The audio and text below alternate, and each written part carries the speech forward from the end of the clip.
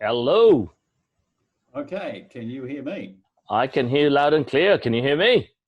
Yep. Okay, that's got us all up and running.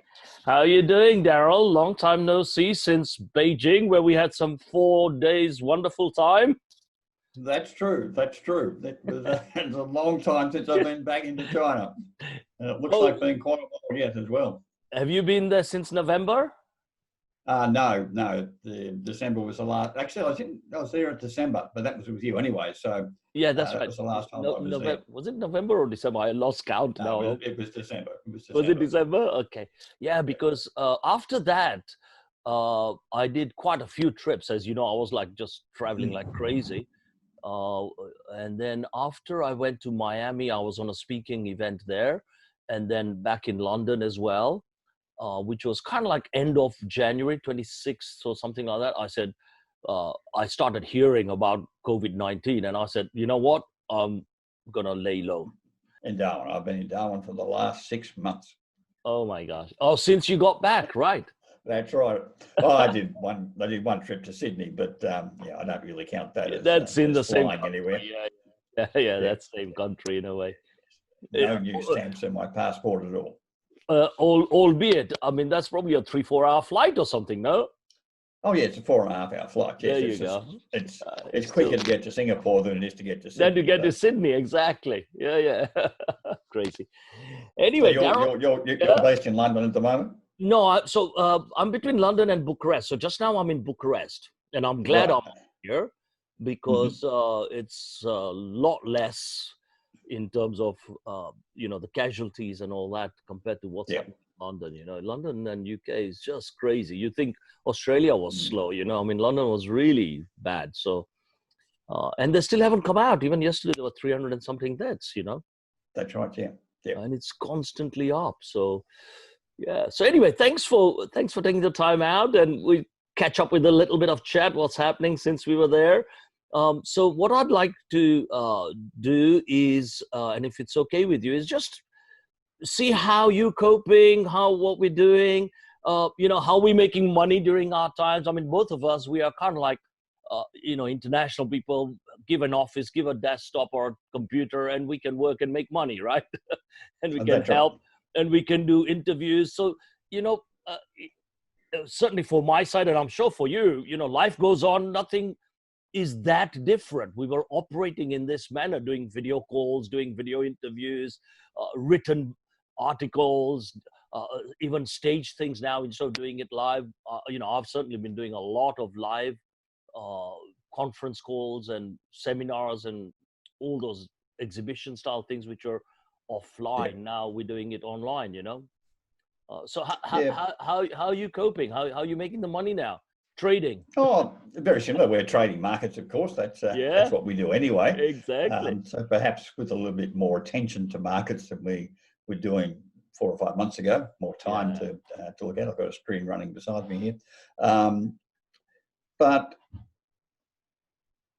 you miss, from our perspective, the political and trade events that were taking place around Belt and Road initiatives, for instance, the China conferences. They've all disappeared. Oh So yeah. I mean, most of it will go online. I mean, that's my view now. Uh, it's not even going online, because it's not going online over there. what's important at Wow. those conferences is not just necessarily what's being said, but it's all the side contacts. It's the Oh yes, it's the yes, conversations yes, around the yes, table, yes, et yes, cetera, et yes, cetera. yes. So none of that's sitting there. And of course, from a China perspective, they locked down completely in terms of all of their government conferences. I mean, Yes, yes. the 2 sessions was delayed. So there's been no minor stuff running on. CCPIT is not active. SRCIC is still doing stuff, but it's pretty low level, pretty low key. So that's understanding what's happening in China has become much more challenging. I'm having to draw on some of my broader contacts to work out what the political Yeah, streams are, what yeah. the trade reactions are, the reactions coming through to US pressure, how that's going to impact outside of China, both in terms of Australia and Singapore and elsewhere. So yeah, you lose touch. you lose touch. It's what you see in people's faces, behaviours, and so on that adds the value. Whereas you don't get that in a call. But don't you feel, I mean, I don't know how many video conferences you do, but if you've been doing it for many years, like I have since the 90s, you know, I mean, Sun Microsystems, .coms, and, you know, networks to computer was our mantra. So for us, we were doing this for 20 odd years anyway. And you could tell when someone is, you know, being genuine. Oh yes, yeah. Or someone is putting it on and reading scripts and all that, you know. So you can tell. And there are a lot of video conferences, and I'm sure you spot now, where people are genuinely just reading a script, and you can tell someone's reading a script, right? That's right. But I can't see the 100 or 200 or 3 other people in the room. Yes, but you can see them in a multiple conference, you know. So in Zoom, I mean, you can have 50 you can't put 300 people on the screen. You can't put 200 or 300 on the screen. But having said that, as I said, I think the world will have to find different ways with virtual reality, AR, and all this going forward. They will have to find a way to address this, because now that for 2 months, people have realized that they can operate, albeit, you know, not 100% productive, it'll never happen. There are ways, and they will start questioning travel, they'll start questioning all these other additional networking kinds of events where people generally just go to press the flash and say hello and build relationships and things like that. But they'll have to justify it even more now. Yes, that's certainly true. And I mean, those who went to press the flesh indiscriminately, it's pretty much a waste of time. But it depends on what flesh you're pressing, as it were. Absolutely, no, that is for sure. But no, I'm talking about these big conferences where a lot of people just go there as what I call the carrier bag brigade. They just go there to collect freebies in a carrier bag, right? So all that will be questioned and gone, you know, or hope it's gone, you know, it becomes more productive. In terms of trading and the markets being so volatile, you know, and I'm pretty sure you'll probably think the same as well. I think it's really early for us to see the impact of all this COVID-19, especially hospitality and travel. There'll be lots of bankruptcies, lots of things like this. I think it could get worse than even the 2008 crisis if governments... Oh yes, I agree. Yeah. There is a disconnect, a contradiction between the economic fundamentals and what the financial markets are telling us. Yes. So there has to be a snapback. Now, whether the economy snaps back and catches up with the market, or whether the market snaps back and catches up with the economy, that's the key question. And we anticipated what's called a dead cat bounce for quite a while. In other words, a very substantial fall, a rally, and then a repeat of the fall to make new lows. That hasn't developed, so we were caught out there. We missed some of the rise that's taken place, but that's okay. We're still making reasonable money out of it. But I still think further down the track that we are looking at some type of snapback where the market will catch up with the underlying economic reality. The UK is not going to recover quickly. The bankruptcies that are going to come out of that are going to be tremendous, and those impacts will continue for 6, 8, 10, 12, 14, 15 months. Same with the US. The US is busy ripping itself apart. So the impacts sitting there are going to be substantial. We took defensive positions, so I had major holdings in airports and so on. We sold all those mid-January because quite clearly we weren't flying anymore. We weren't flying, no one else was. Yeah, that's how I looked at it. I'm not doing hotels. I'm not doing restaurants. I'm not doing this. I'm not doing that. Those businesses affected, for sure. Yeah. It's obvious. Yeah. And then you see things like, I don't know if you're watching Tesla, my view again, when people don't have jobs, people don't have incomes, companies going bankrupt, they won't buy new luxury cars. And then you see Tesla rising, doubling up all of a sudden. Yes, it doesn't make sense. Now, we have a saying in markets in terms of trading that you look at what's happening on the chart, and that's what you're trading, irrespective of what's happening in terms of fundamentals. Yeah. But there are times when fundamentals are so far disconnected that even trading on the chart, you need to have extra care in terms of your risk management and where you're putting your stops. which is what we're doing at the moment, of course. Yeah, and you know, I've been since then spending more time developing my AI trading bot as well. Yeah. So one of the key things in there, it's not just AI but and machine learning, which, you know, 80-90% of people doing when they do trading bots. But what I've paid specific interest to, exactly what you're saying, is sensitive analysis and market analysis, and then the psychology part. If you remember our discussion in Beijing, we were talking about this. Yeah. How do you bring sentiment analysis into trading bots? You know, and it's very, very, very difficult, because trading stocks versus forex versus crypto is three different mindsets, three different types of people doing it. You know, how do you bring that's why I don't feel like a dinosaur. Yeah, no, because you know the basics, no one can take away from you. And now, dare I say it, with age, you wisen up a little bit and you look at sentimental analysis even more so, right? Hopefully. Yeah. So, I mean, you'll never be a master at it, you know. So, but at least you look at market sensitivity and you see how many people are buying, how many people are selling, what the volume and the movement is based on the market conditions. And take that into account. But now to get that into an intelligent bot is where the future will be, you know? That's right. But you also need to consider the situation where, I mean, we can say this is an extreme example. Today's market conditions are vastly different to the conditions even 12 months ago. Oh, even 6 months ago. Even 6 months ago, right? I mean, the conditions of 6 months ago or 12 months ago were different to the conditions of 5 or 6 years ago. Totally. So in the same way that to use an example, if I'm carrying an umbrella, I'm either in the rain or anticipating rain, and that's the appropriate tool to use that in that environment. But I'm not going to carry, unless I'm Chinese, I'm not going to carry an umbrella in the summertime where there is no chance of rain. So the toolkit that we use depends on the market conditions, and how we use that toolkit also depends on the market conditions. No, absolutely. And that's something that AI has to deal with. But it's the unpredictability stuff. So we are also looking at predictive analysis based on some of these things. You know, not only market conditions, sensitivity analysis, and then all the usual analytics and the types of tools like your Guppy MSCD, others. So you look at all those strategies, and then you say, now how to make a decision. And that's where heavy computing is needed, and where computing is going in the future. It's now got the capacity with all the quantum and nanotechnologies to think very, very fast, you know, or even right down to doing arbitrage type of trading. You know, it's possible. Do it, which is what we're doing.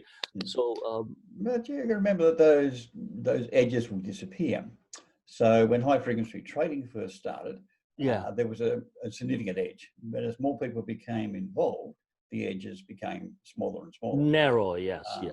Yeah, they narrowed down. So the profitability disappears. It gets arbitraged out, to use the correct term. Yeah. There's an interesting book whose name completely escapes me at the moment. Let me grab hold of this and I'll find it out. In your library of books. By the way, in this lockdown, I've been writing a crypto and blockchain guidebook, actually. A to Z guidebook. I'll send that round to you. Okay, good. This book was only published, certainly I've only had access in the last 2 weeks, called Flash Crash, a trading savant. So it goes back to the flash crash from a few years ago and looks at what was happening. Very interesting book, because the methods that he was using to trade quite different to the methods that we would normally associate with trading.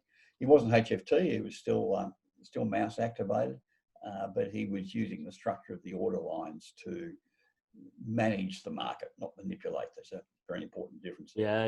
Which is what we do as well. I mean, I look at order lines as well. I look at order lines, how many people buying and how many people selling, and demands and supplies. I look at that as well. Yeah, that's very important. That's part of the story. Okay, we use a method that's called what we call surfing the order line. So today or yesterday, I had a sell order in sitting at $2.10. Didn't get hit. Market went as high as 209. Look at the order lines. Opened the trade this morning. 210 would have been done on the open. So I moved my sell order to 215. As it moved to 214, I take it out, put it back in the market at 218, 220. So I'm surfing ahead of that buying surge, which has nothing to do with the analysis of the stock, with the fundamentals. It's purely order line activity. So we were able to get out, not at the very top for the day, but we got out one tick below that because as some pressure began to come off, then we left our sell order in place, so it was fully activated. And the term is called managing surfing. The market. Yeah. We call it surfing. It's surfing. Manipulation is where you put the price in, right, and you're manipulating the market to come to that level and moving it away and so on. Right. You don't have any intention of executing the order. In our case, we have every intention of executing the order, but at the most favourable price. You do that by surfing ahead. Surfing ahead. But okay, so there's slight differences with trailing stop losses and things like that, but similar sort of strategies, right? Yeah, there are. Or trailing take profits, I suppose, if there's a word like that. It's trailing stop profits. Yes, what's called a profit stop or a stop loss. Stop loss is to protect a loss of capital, whereas a profit stop is to protect the profit. No, but I mean a trailing take profit, which is what I'm trying to find out a word for programming.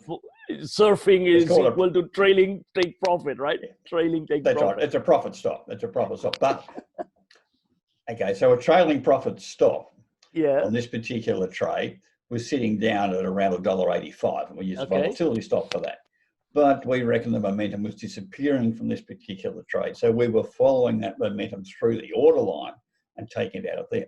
But the structure, the mechanics of markets different. So in the US market, you have what's called a quote-driven market. So you've got market makers sitting in the market, and their behaviour is quite different to the UK market or the Australian market, which is an order-driven market. So the structures and mechanics, the plumbing of the markets are quite different. The way that you work that plumbing is also quite different.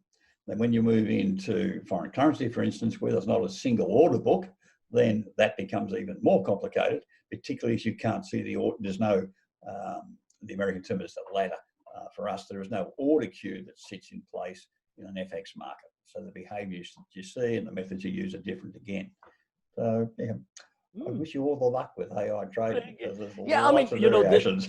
Because it's the machine learning side, because then it starts learning from the mistakes to correct it, and then the deep learning side as well. So you will never get 100%, even if you're a human being. That is for sure. Oh, you don't want 100%. It's impossible anyway. So no point even dreaming about it.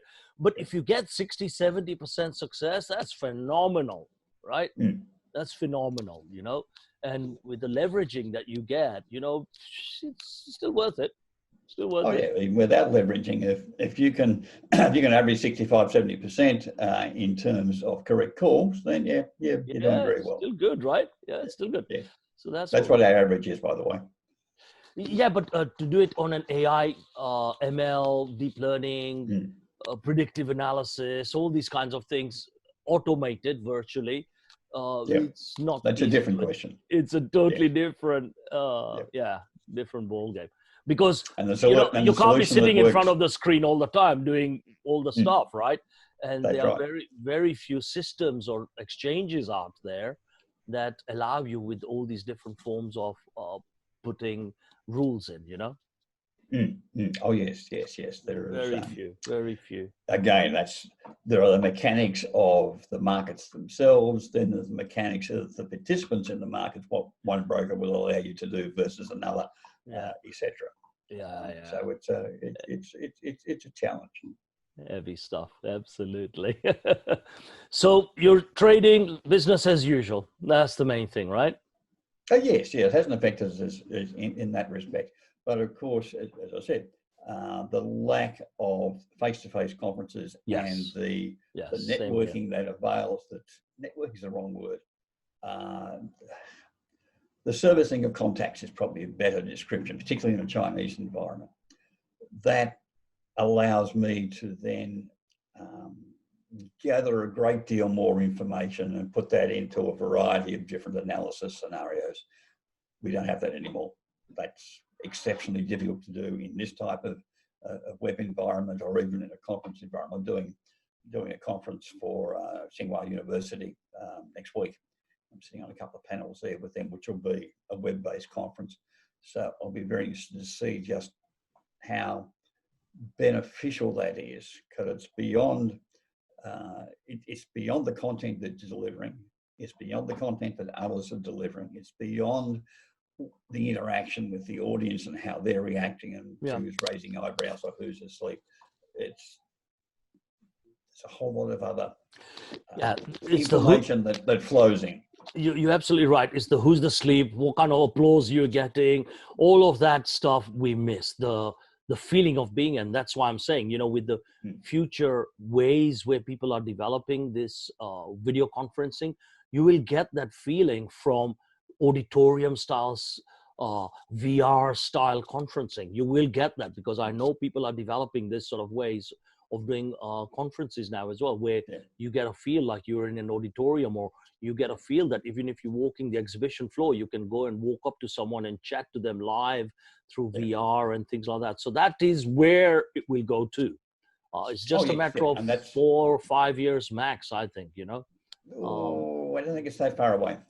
No. In terms of the way I'm talking, how to visualize that someone's there and actually see the person live and talk to him and see other people around there that who've also logged in with your avatars or even live photographs and things like that.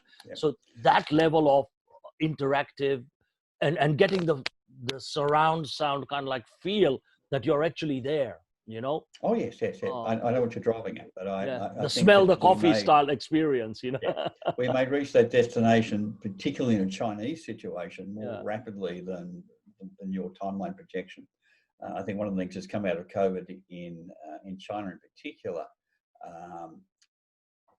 China managed its COVID outbreak more effectively in many ways because it already had a very sophisticated 5G network in place. They already had a fairly sophisticated AI that was able to ride on top of that 5G to deliver a whole range of services that have not been possible in the West. So the hospital, the hospital they built in Wuhan, for instance, the hospital was one aspect, excuse me, but all of the food supply, all of the medications and so on within those brand new hospitals in Wuhan were delivered by AI robots. Yeah, I mean, if you even think about it, to construct a full-on huge hospital in a matter of days, who in the world can even do that? I mean, that takes going, right? And even to the point that, they have the whole mobile app way of doing anything. So not only can they track that you've come out of your normal premises, you've got facial recognition going around everywhere where you walk. So they know who's broken the law, who's broken any curfews or whatever it is, right? Lockdown situations. So they know who you've been in contact with, who the person you met, and go and target all of those immediately. So that infrastructure, I fully get it when you said they had it. And nobody in the world has it, unfortunately, or fortunately. So that's part of where Chinese 5G is moving, where Huawei 5G is moving. So the advances that are likely to be made there, yes, I think I'm already talking to some people on the China side who are talking about virtual exhibitions. Now, just exactly how that's going to work is another question to be answered, but they're certainly moving along that particular line very, very quickly. Yeah, people underwrite China, and I really think that in terms of technology adoption and all this, the days of the Silicon Valley are numbered, and that is their game. They really think they're ahead. Forget it. Innovation, creativity, and all of that. They've got a share, but if they're not careful, they will not have the lion's share. That is for sure. That's right. That's right. Even in the wallet space, what they have is phenomenal. Yep. That's right. And the development of a sovereign digital currency, the release of that 3 weeks ago, that's changing environments dramatically.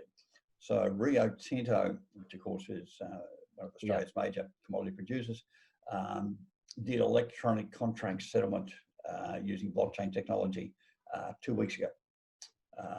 Settled in 2 hours instead of 5 days.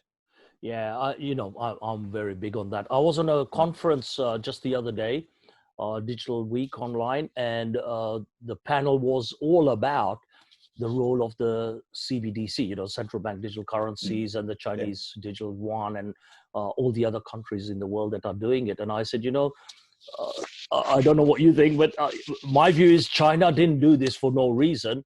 And they are probably fed up that 70% of the world's trade is in dollars, and yet they are a major player in doing the trade. So it takes days, as you say, and I've been saying it for ages. It needs to be instant at low cost. That's right. The dollars doesn't worry them so much. It's the vulnerability. And the vulnerability factors. Brought on by the SWIFT settlement system. That's what's particularly concerning. And SWIFT's days are numbered anyway. I've been saying it for years. They're numbered. That's Blockchain, fintech is disrupting it already. What we are doing, instant payments, virtually free, versus SWIFT and 2-3 days at $20 or £25, or depends. Banks are playing with your money, making money on your money, right? That's right. But when you've got President Trump playing with the SWIFT system as well, and unilaterally imposing sanctions and using the SWIFT system to do it, that's the primary threat that China sees, not just to itself, but to its trade relationships. So the development of the sovereign currency overcomes that problem. It provides an independence and a protection against the ability of Trump to unilaterally impose dollar sanctions on them. Yeah, but it's not a Trump thing only, because the whole SWIFT thing's been going on for at least 4 or 5 decades with a monopoly through US Treasury and all these people who control that cartel, So it's been going on for over a century in a way. So that's right. But Trump is the one that has been most prepared to weaponize it. Perhaps is the best way of putting it. I think what he's trying to do is, can you hear me? Hello? Yep, I've got you now. Yep. Yeah. I think what he's trying to do is protect the dollar. That's all. Because beyond that, you cannot do it. And the rest of the world now are waking up to say this blockchain thing is real, digital currency is real, and it's instant, and it's free, and it's all these things. Yeah. Why are we doing SWIFT or BACS or CPERS and all these other ways of doing it, which are government controlled? So people want some form of decentralization. So it's going to happen.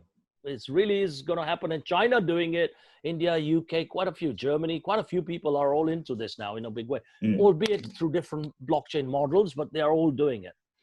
That's right. Yep. US has no choice. They will have to come in. All this SEC related policing for no reason, I think will go out of the window just to create jobs for them, right? That's right. So what's your view going forward in terms of how to do trading? What kind of things would you say, here's the gotchas going forward in the next 6 months? What, in terms of how the markets are likely to develop? Yeah. How would you say, if you're in the market now trading, these are certain gotchas you got to be worried about? I've got a few. Let's see. Yeah, volatility is the major issue, in the sense that we could get caught in a very sudden down move very rapidly. So from our perspective, we're looking purely at purely is the wrong word. We're looking primarily at short-term trading. Our short-term is trades and trends that are likely to run for 2 or 3 weeks, maybe 4 or 5 months. If it runs longer, we'll take the full profit out of that. But ready to run away. It's what you might call frightened rabbit trading. Take the profit and run, smash and grab. We didn't trade on the downside. We stood aside from that market for various reasons. I don't particularly like trading on the short side. That's the main reason. In terms of building long-term investment positions, no. Although the stuff that's been smashed, we're still not totally convinced it's not going to be smashed again, because the economic fundamentals are so poor. What hotel chain are you going to buy? What airline are you going to buy? Doesn't happen. And this is what they've missed with the 2 sessions coming out of China. There was a lot of discussion, particularly in Australia, that the 2 sessions in China would initiate a large-scale infrastructure build program, the same as they did post-2008, and that this would help lift the Australian economy. Now, of course, that was stupid. The infrastructure build that China's coming out of the two sessions is a soft infrastructure build. It's software, it's cyber, it's AI, it's 5G, all of that. There's a bit of hard infrastructure there, but that's not the primary driver. So the big spend isn't going to flow through to Australian iron ore. So those who were betting on that, I won't say they've lost their shirts, but they're not profiting particularly well. So we see, our general opinion at this stage is that, yeah, the markets will recorrect. That the economy's not going to catch up to the market. The market's going to fall back to the economy. So we're looking at short-term profits. That's what we're doing at this stage. And yourself? Yeah. So what I'm doing is I'm saying the same thing, you know, in the next 6 months to even 12 months, wait, because you don't know what the impact really is all about. However, look at fundamentals. I said, what are people doing right now? So they're protecting their assets, they're protecting their cash flow, they're protecting all these things. So when someone does that, what do? They cut luxury items, they cut travel, they cut expensive vacations, okay? So what does that mean? A hit on the motor industry, a hit on airlines industry, a hit on all types of hospitality, be it hotels, restaurants, whatever, a hit on all these. Now look at those industries first, but also look who they impact. So an airline industry would also affect the gas industry, right? The petrol, kerosene, whatever, right? The hotel industry will go bankrupt, and the new ones that were being built will stop, meaning all construction industry as well will be impacted. And I dissect it like this in various sectors and then say, these are the ones to stay away from unless you are a short type of a trader, which I'm not as well, by the way. I'm not a short player, right? So I said, stay away from them. And if you do go into them, be very careful, don't go high, and all the usual principles of trading. And when you go long term, look at these new ways of what people are doing. I mean, Zoom, what we are doing right now, is a classic example, right? Where people have started doing that. And you look at Zoom is worth more than the top 6 or 7 airlines in the world already in terms of what valuation, right?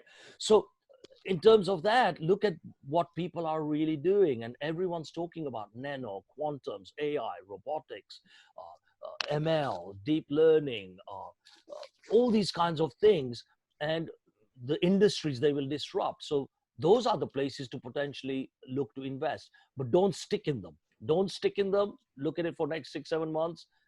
Enjoy the ride, but don't be falling in love with a particular stock or a company or whatever.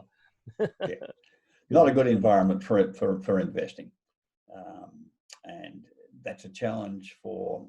It's a challenge for longer term funds, for what we call superannuation funds, retirement funds. They're stuck with problems with liquidity in some cases. So retreating from those sorts of exposures is going to be interesting. The ones to watch are the ETFs and their activity in the marketplace. When the markets collapse, then they're likely to be led by a collapse in ETF trading. Because the exposures there are pretty substantial at this stage. That means that when redemptions come, I want to sell my ETF, we'll find the redemptions are frozen. So that's a risk in that segment of the market. Yeah. So you think they're the new CDOs? Yeah. You think ETFs are going to be on a sticky wicket then? Yes. Yeah. I mean, I've got open positions in ETFs, but same here. open positions with caution. Just waiting for the profit to come and cha-ching. We take profits out of those, but because of their structuring and the proliferation of ETFs, then we think that's probably where they're the seeds of the next financial collapse. They're the seeds of the next GFC. Yeah. So coming back to what we were saying, even in Beijing when we met again and had that long discussion about sentiments and how people think and trade, and what we're talking about now, I have a view that people are so scared as well of where should I invest, and something that you mentioned about pensions, all right, just now. So I have a view on pensions that, a lot of these pension organizations and the REITs and these kind of organizations managing people's investment, often giving you less than 6-7% returns on your investments, selling only what their company products and services are. Are these the right places to keep your money if you're a sensible person? I think not, because they will only sell you their products and funds and all that, and that's why they have so many big towers and multi-million salaried people. Right. I would rather be my own bank and wealth manager. If I know what it is, I'll get a better return. So that's my view on pensions and REITs and all this. So I wouldn't invest with those. I mean, that's what I was trying to say. What would you think? In Australia, we have the option of investing in, let's call it the institutional retirement funds, yes, superannuation, or you can run your own, what's called a self-managed superannuation fund. Yeah, we have SIPs and things like that in UK as well. Yeah. So we use an SMFS, self-managed. Are these tax exempt? Are they tax exempt over there? They're not tax exempt, but they're taxed at a lower rate. And I mean, Australia has a simple philosophy. If it doesn't move, you chop it down. If it moves, you tax it. It's true for even UK, I think. I get some of it comes from the UK. So of course we pay tax. Yeah, exactly. How much you pay and under what conditions? That's a negotiable thing. Yeah, but I would anyway. That's the way it is. So I mean, we so under Betra now with the exchange and this wallet and AI bots, what we are developing, it'd be nice to do. I mean, we will do an event, and I'm sure we will do it. Hopefully, end of the year when things become slightly easier to travel, and would love to have you on there. Hopefully. Touch wood. Yeah, when it's safer, I think. So we'll only do it when it's safer. So we'd love to have you there again and have a chat and what have you. We'll probably do it in Asia anyway. So it'd be great to meet up with you, Daryl. Oh yeah, and I'll send you. Yeah, it'd be great to do that. And I'll send you that book as well once I've got it into a good draft mode. Good. Put you into the crypto talk and blockchain talk. Have a look at Flash Crash. Flash Crash. Can you send me the link? Who it's by? Which one? I mean, I'll Google it on WhatsApp. Yep. Yeah, if you ping it to me on WhatsApp, that'd be great. Yeah. Yeah. It's worth a read. It's quite interesting. Super. Flash Crash. Yeah, we'll check it out. Crash. Right, Daryl. No problem. It was great to see you and chat with you again. And let's be in touch and catch up again. All right? Yeah, we shall do. And I do follow. What's on WhatsApp and so on as well. So I'm keeping. Yeah, absolutely. Yeah, I know. I saw you. I saw that. Yeah, brilliant. Super. Yeah. All right. Catch you later, buddy. Have a great evening. Very good. All right. Thanks, Lee. Cheers, buddy. Bye.